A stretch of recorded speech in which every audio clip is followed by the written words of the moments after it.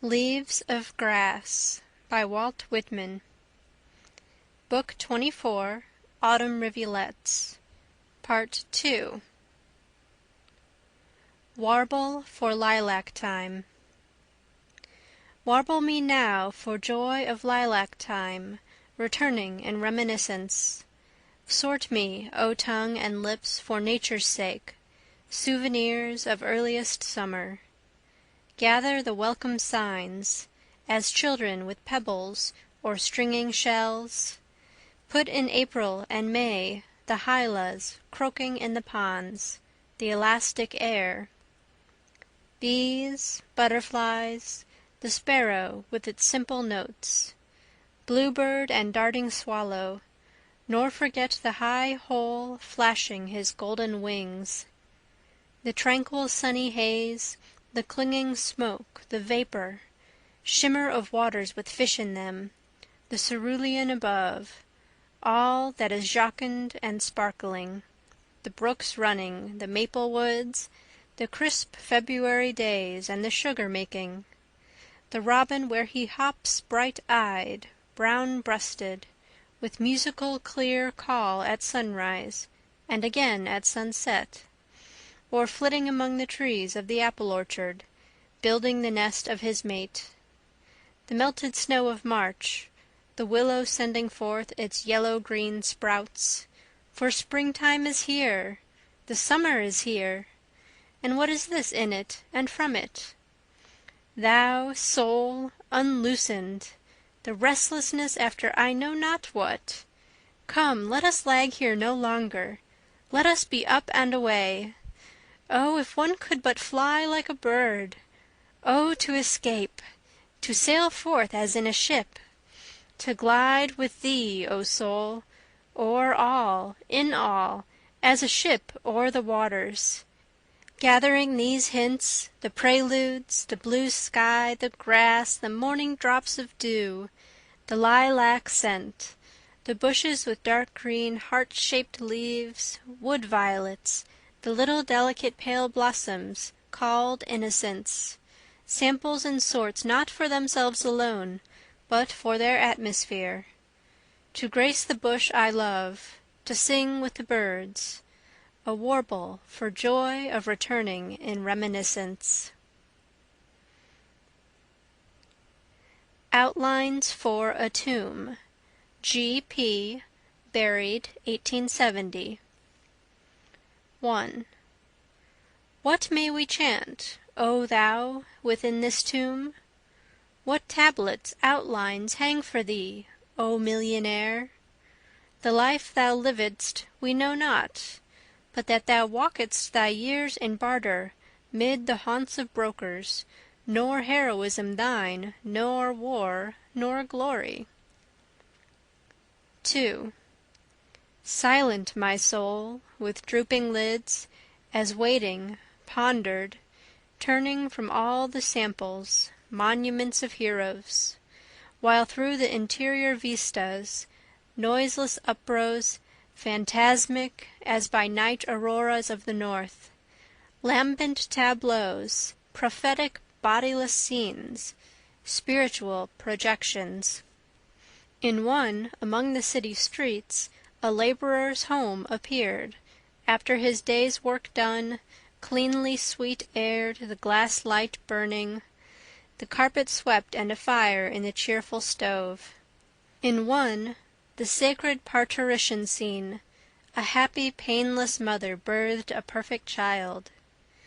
In one at a bounteous morning meal sat peaceful parents with contented sons. In one by twos and threes young people, hundreds concentrating, walked the paths and streets and roads toward a tall domed school. In one a trio beautiful, grandmother, loving daughter, loving daughter's daughter, sat, chatting and sewing. In one, along a suite of noble rooms, mid plenteous books and journals, paintings on the walls, fine statuettes, were groups of friendly journeymen, mechanics young and old, reading, conversing. All the shows of laboring life, city and country, women's, men's, and children's, their wants provided for, hued in the sun and tinged for once with joy. Marriage, the street, the factory, farm, the house-room, lodging-room, labor and toil, the bath, gymnasium, playground, library, college, the student, boy or girl, led forward to be taught, the sick cared for, the shoeless shod, the orphan fathered and mothered, the hungry fed, the houseless housed, the intentions perfect and divine, the workings, details, haply human. 3. O thou within this tomb, from thee such scenes, thou stintless, lavish giver, tallying the gifts of earth, large as the earth, thy name in earth, with mountains, fields, and tides. Nor by your streams alone, you rivers, by you your banks Connecticut, by you and all your teeming life old Thames, by you Potomac, laving the ground Washington trod, by you Patapsco, you Hudson, you endless Mississippi, nor you alone, but to the high seas launch, my thought, his memory. Out from behind this mask, to confront a portrait. 1. Out from behind this bending, rough-cut mask, these lights and shades, this drama of the whole, this common curtain of the face contained in me for me, in you for you, in each for each. Tragedies, sorrows, laughter, tears, O heaven! The passionate teeming plays this curtain hid, this glaze of God's serenest, purest sky, this film of Satan's seething pit, this heart's geography's map, this limitless small continent, this soundless sea. Out from the convolutions of this globe, this subtler astronomic orb than sun or moon, than Jupiter, Venus, Mars, this condensation of the universe, nay, here the only universe, here the idea, all in this mystic handful wrapped. These burned eyes, flashing to you to pass to future time, to launch and spin through space revolving sidling, from these to emanate, to you, whoe'er you are, a look. 2.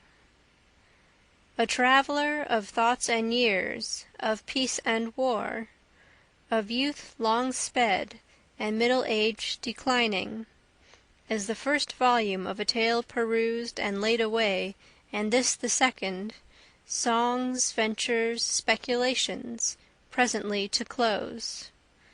Lingering a moment here and now, to you I opposite turn, as on the road, or at some crevice door by chance, or opened window, pausing, inclining, baring my head, you specially I greet, to draw and clinch your soul for once inseparably with mine, then travel, travel on. Vocalism. 1. Vocalism, measure, concentration, determination, and the divine power to speak words. Are you full-lunged and limber-lipped from long trial, from vigorous practice, from physique? Do you move in these broad lands as broad as they? Come dually to the divine power to speak words?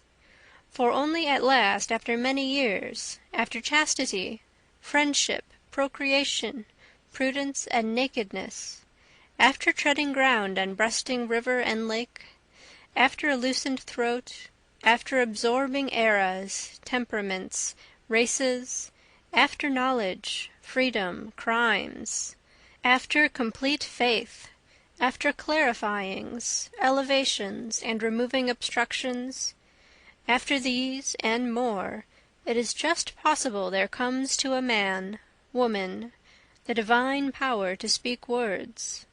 Then toward that man or that woman swiftly hasten all, none refuse, all attend. Armies, ships, antiquities, libraries, paintings, machines, cities, hate, despair, amity, pain, theft, murder, aspiration, form in close ranks. They debouch as they are wanted to march obediently through the mouth of that man or that woman. 2. Oh, what is it in me that makes me tremble so at voices? Surely whoever speaks to me in the right voice, him or her I shall follow, as the water follows the moon, silently, with fluid steps, anywhere around the globe. All waits for the right voices. Where is the practiced and perfect organ? Where is the developed soul? For I see every word uttered thence has deeper, sweeter, new sounds, impossible on less terms. I see brains and lips closed, tympans and temples unstruck, until that comes which has the quality to strike and to unclose, until that comes which has the quality to bring forth what lies slumbering, forever ready in all words.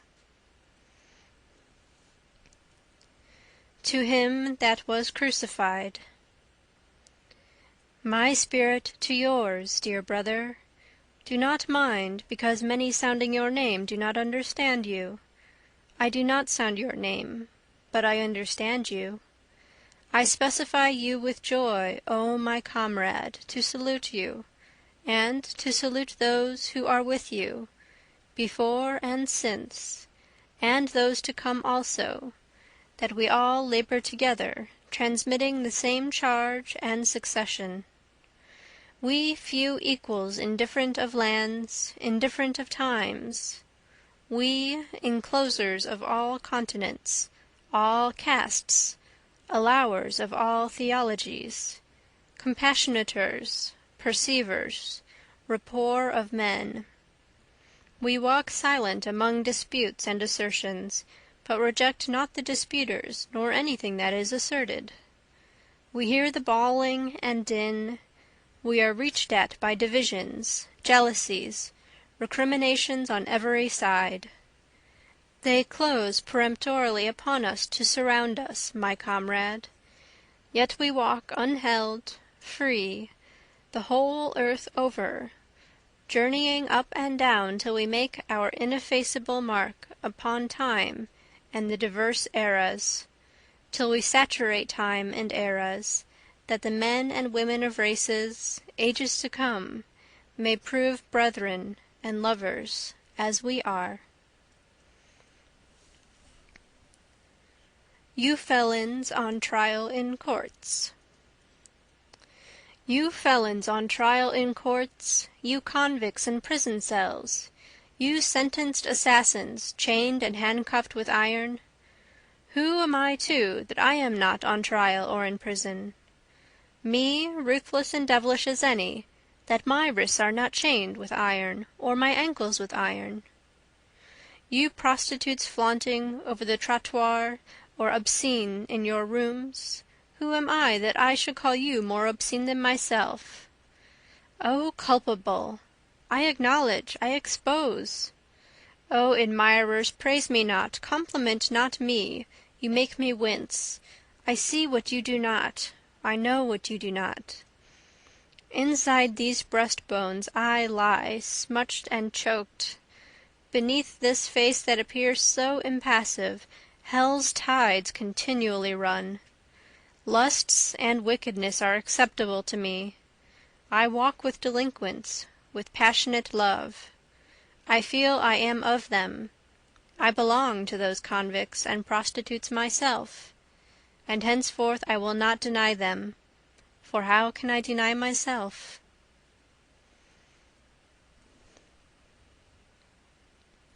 Laws for creations. Laws for creations, for strong artists and leaders, for fresh broods of teachers and perfect literates for America, for noble savans and coming musicians, all must have reference to the ensemble of the world and the compact truth of the world. There shall be no subject too pronounced. All works shall illustrate the divine law of indirections. What do you suppose creation is? What do you suppose will satisfy the soul, except to walk free and own no superior? What do you suppose I would intimate to you in 100 ways, but that man or woman is as good as God, and that there is no God any more divine than yourself, and that that is what the oldest and newest myths finally mean, and that you, or any one, must approach creations through such laws. To a Common Prostitute. Be composed, be at ease with me. I am Walt Whitman, liberal and lusty as nature. Not till the sun excludes you do I exclude you. Not till the waters refuse to glisten for you and the leaves to rustle for you do my words refuse to glisten and rustle for you. My girl, I appoint you with an appointment, and I charge you that you make preparation to be worthy to meet me, and I charge you that you be patient and perfect till I come. Till then I salute you with a significant look that you do not forget me.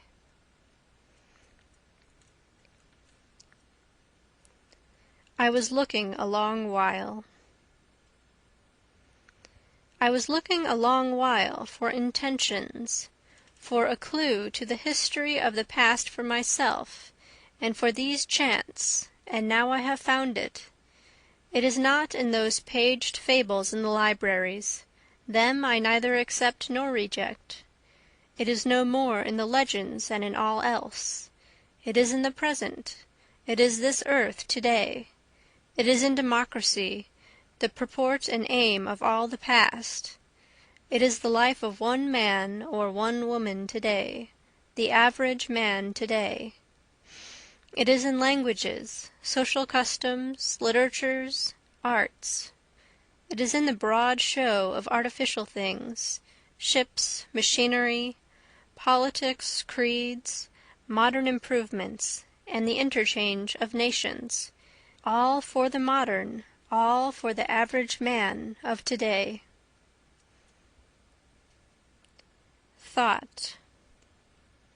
Of persons arrived at high positions, ceremonies, wealth, scholarships, and the like, to me all that those persons have arrived at sinks away from them, except as it results to their bodies and souls, so that often to me they appear gaunt and naked, and often to me each one mocks the others, and mocks himself or herself, and of each one the core of life, namely happiness, is full of the rotten excrement of maggots, and often to me those men and women pass unwittingly the true realities of life and go toward false realities, and often to me they are alive after what custom has served them, but nothing more, and often to me they are sad, hasty, unwaked somnambules, walking the dusk. Miracles. Why, who makes much of a miracle? As to me, I know of nothing else but miracles, whether I walk the streets of Manhattan, or dart my sight over the roofs of houses toward the sky, or wade with naked feet along the beach just in the edge of the water, or stand under trees in the woods, or talk by day with any one I love, or sleep in the bed at night with any one I love, or sit at table at dinner with the rest, or look at strangers opposite me riding in the car, or watch honeybees busy around the hive of a summer forenoon, or animals feeding in the fields, or birds, or the wonderfulness of insects in the air, or the wonderfulness of the sundown or of stars shining so quiet and bright, or the exquisite, delicate, thin curve of the new moon in spring, These, with the rest, one and all, are to me miracles, the whole referring, yet each distinct and in its place. To me every hour of the light and dark is a miracle. Every cubic inch of space is a miracle. Every square yard of the surface of the earth is spread with the same. Every foot of the interior swarms with the same. To me the sea is a continual miracle. The fishes that swim, the rocks, the motion of the waves, the ships with men in them. What stranger miracles are there?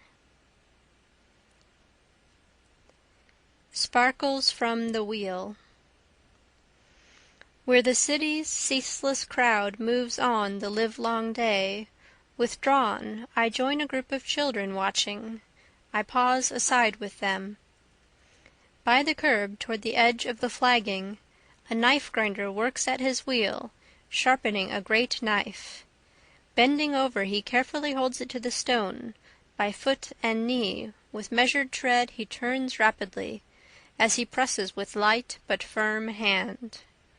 Forth issue then in copious golden jets sparkles from the wheel.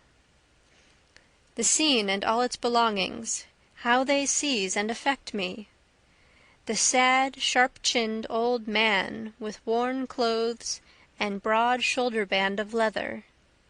Myself a fusing and fluid, a phantom curiously floating, now here absorbed and arrested. The group, an unminded point set in a vast surrounding. The attentive, quiet children, the loud, proud, restive bass of the streets, the low, hoarse purr of the whirling stone, the light-pressed blade, diffusing, dropping, sideways darting, in tiny showers of gold, sparkles from the wheel. To a Pupil. Is reform needed? Is it through you? The greater the reform needed, the greater the personality you need to accomplish it. You! Do you not see how it would serve to have eyes, blood, complexion, clean and sweet? Do you not see how it would serve to have such a body and soul that when you enter the crowd an atmosphere of desire and command enters with you, and everyone is impressed with your personality? Oh, the magnet, the flesh over and over. Go, dear friend, if need be give up all else, and commence today to inure yourself to pluck, reality, self-esteem, definiteness, elevatedness. Rest not till you rivet and publish yourself of your own personality. Unfolded out of the folds. Unfolded out of the folds of the woman, man comes unfolded, and is always to come unfolded.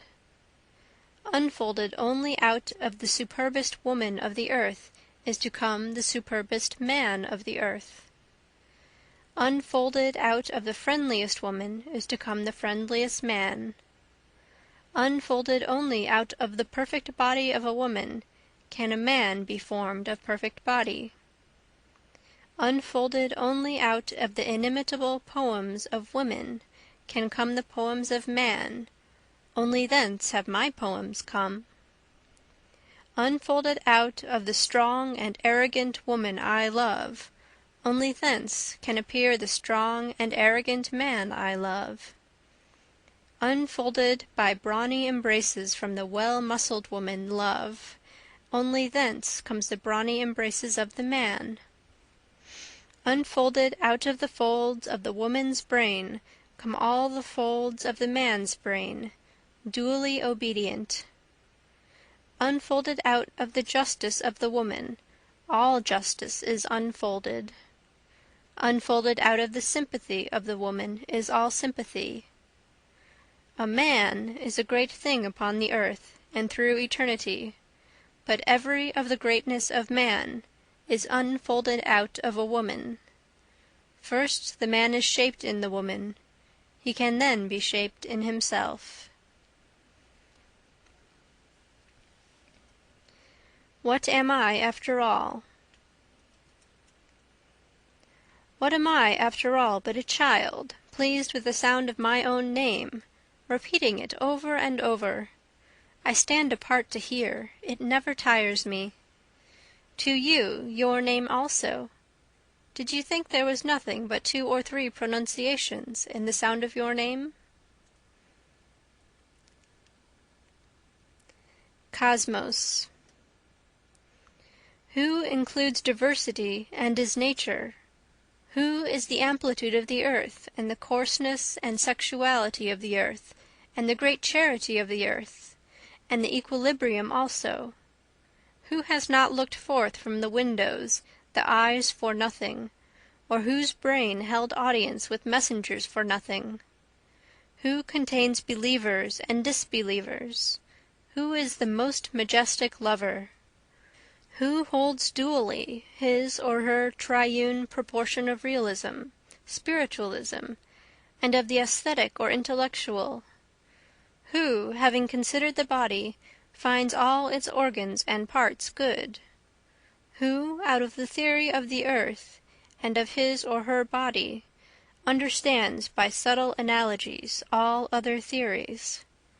The theory of a city, a poem, and of the large politics of these states, who believes not only in our globe with its sun and moon, but in other globes with their suns and moons?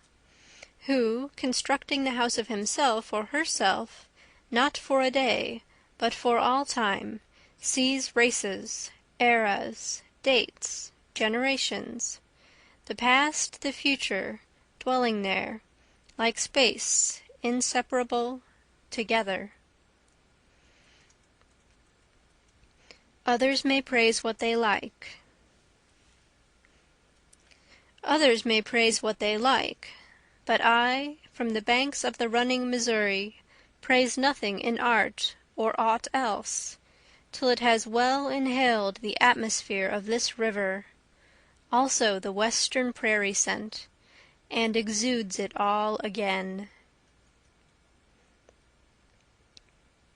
Who learns my lesson complete? Who learns my lesson complete? Boss, journeyman, apprentice, churchman and atheist, the stupid and the wise thinker, parents and offspring, merchant, clerk, porter and customer, editor, author, artist and schoolboy, draw nigh and commence. It is no lesson, it lets down the bars to a good lesson, and that to another, and every one to another still. The great laws take and diffuse without argument. I am of the same style, for I am their friend. I love them, quits and quits. I do not halt and make salams. I try abstracted and hear beautiful tales of things and the reasons of things. They are so beautiful I nudge myself to listen. I cannot say to any person what I hear. I cannot say it to myself. It is very wonderful. It is no small matter, this round and delicious globe moving so exactly in its orbit for ever and ever, without one jolt or the untruth of a single second. I do not think it was made in 6 days, nor in 10,000 years, nor 10 billions of years, nor planned and built one thing after another as an architect plans and builds a house. I do not think 70 years is the time of a man or woman, nor that 70 millions of years is the time of a man or woman, nor that years will ever stop the existence of me or anyone else. Is it wonderful that I should be immortal, as everyone is immortal? I know it is wonderful, but my eyesight is equally wonderful, and how I was conceived in my mother's womb is equally wonderful, and passed from a babe in the creeping trance of a couple of summers and winters to articulate and walk, all this is equally wonderful. And that my soul embraces you this hour, and we affect each other, without ever seeing each other, and never perhaps to see each other, is every bit as wonderful. And that I can think such thoughts as these is just as wonderful. And that I can remind you, and you think them and know them to be true, is just as wonderful. And that the moon spins round the earth, and on with the earth, is equally wonderful. And that they balance themselves with the sun and stars is equally wonderful. Tests. All submit to them where they sit, inner, secure, unapproachable to analysis in the soul. Not traditions, not the outer authorities are the judges. They are the judges of outer authorities, and of all traditions. They corroborate as they go only whatever corroborates themselves, and touches themselves. For all that, they have it forever in themselves to corroborate far and near, without one exception. The torch.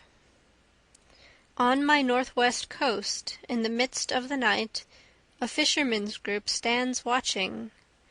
Out on the lake that expands before them, others are spearing salmon. The canoe, a dim, shadowy thing, moves across the black water, bearing a torch ablaze at the prow. O Star of France, 1870–71.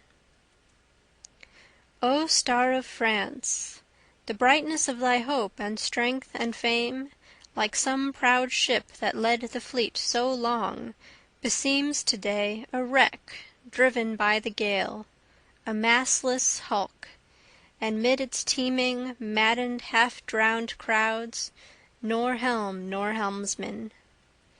Dim, smitten star, orb not of France alone, pale symbol of my soul, its dearest hopes, the struggle and the daring, rage divine for liberty, of aspirations toward the far ideal, enthusiast dreams of brotherhood, of terror to the tyrant and the priest. Star crucified, by traitors sold, star panting o'er a land of death, heroic land, strange, passionate, mocking, frivolous land. Miserable! Yet for thy errors, vanities, sins, I will not now rebuke thee. Thy unexampled woes and pangs have quelled them all, and left thee sacred. In that, amid thy many faults, thou ever aimest high, and that thou wouldst not really sell thyself however great the price, and that thou surely wakest weeping from thy drugged sleep, and that alone among thy sisters thou, giantess, didst rend the ones that shamed thee, and that thou couldst not, wouldst not wear the usual chains, this cross, thy livid face, thy pierced hands and feet, the spear thrust in thy side. O star, O ship of France, beat back and baffled long, bear up, O smitten orb, O ship, continue on. Sure as the ship of all, the earth itself, product of deathly fire and turbulent chaos, forth from its spasms of fury and its poisons, issuing at last in perfect power and beauty, onward, beneath the sun, following its course, so thee, O ship of France. Finished the days, the clouds dispelled, the travail o'er, the long-sought extrication, when lo, reborn, high o'er the European world, in gladness answering thence, as face afar to face, reflecting ours Columbia. Again thy star, O France, fair lustrous star, in heavenly peace, clearer, more bright than ever, shall beam immortal. The Ox-Tamer.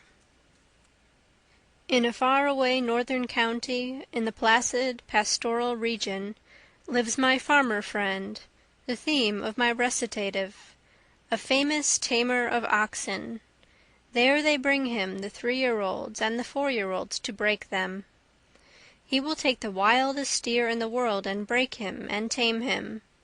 He will go fearless without any whip where the young bullock chafes up and down the yard. The bullock's head tosses restless high in the air with raging eyes. Yet see you how soon his rage subsides, how soon this tamer tames him. See you, on the farms here about 100 oxen young and old, and he is the man who has tamed them. They all know him, all are affectionate to him. See you? Some are such beautiful animals, so lofty-looking. Some are buff-colored, some mottled. One has a white line running along his back.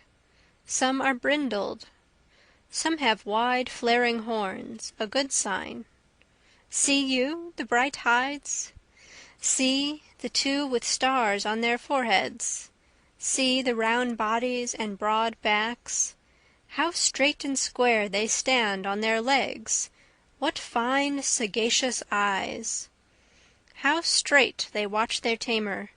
They wish him near them. How they turn to look after him! What yearning expression! How uneasy they are when he moves away from them! Now I marvel what it can be he appears to them.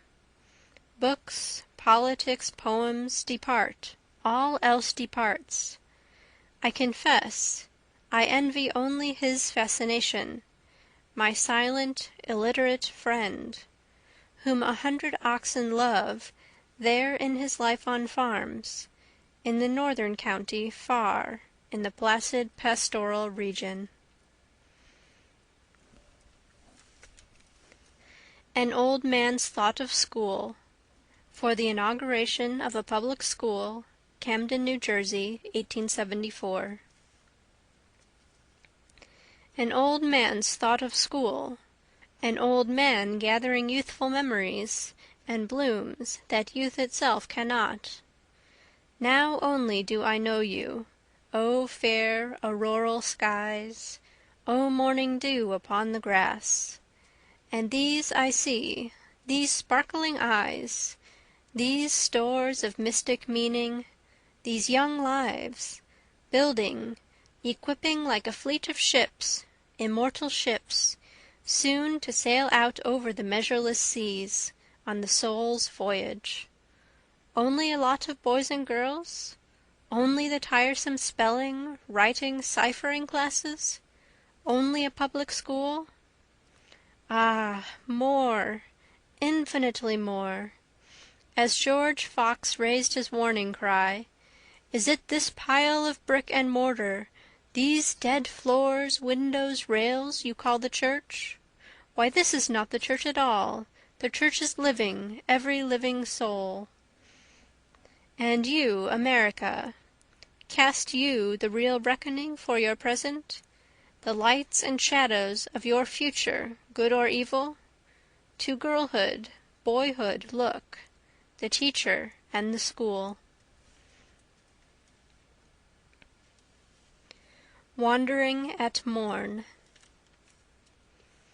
Wandering at morn, emerging from the night, from gloomy thoughts, thee in my thoughts, yearning for thee, harmonious union, thee, singing bird divine, thee, coiled in evil times, my country, with craft and black dismay, with every meanness, treason thrust upon thee. This common marvel I beheld, the parent thrush I watched feeding its young, the singing thrush, whose tones of joy and faith ecstatic fail not to certify and cheer my soul. There pondered, felt I, if worms, snakes, loathsome grubs, may to sweet spiritual songs be turned, if vermin so transposed, so used and blessed may be, then may I trust in you, your fortunes, days, my country, Who knows but these may be the lessons fit for you? From these your future song may rise with joyous trills, destined to fill the world. Italian Music in Dakota, the 17th, the finest regimental band I ever heard. Through the soft evening air, in winding all, rocks, woods, fort, cannon, pacing sentries, endless winds, in dulcet streams, in flute and cornet's notes, electric, pensive, turbulent, artificial, yet strangely fitting even here, meanings unknown before, subtler than ever, more harmony as if born here, related here, not to the city's frescoed rooms, not to the audience of the opera house, sounds, echoes, wandering strains, as really here at home, Sonnambulla's innocent love, trios with Norma's anguish, and thy ecstatic chorus Puliccio. Rayed in the limpid yellow slanting sundown, music, Italian music in Dakota.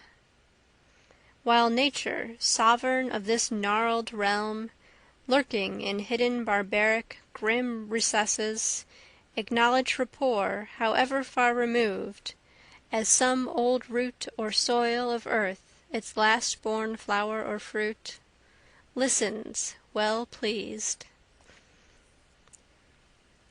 With all thy gifts. With all thy gifts, America, standing secure, rapidly tending, overlooking the world, power, wealth, extent, vouchsafed to thee, with these, and like of these vouchsafed to thee, what if one gift thou lackest? The ultimate human problem never solving. The gift of perfect women fit for thee, what if that gift of gifts thou lackest?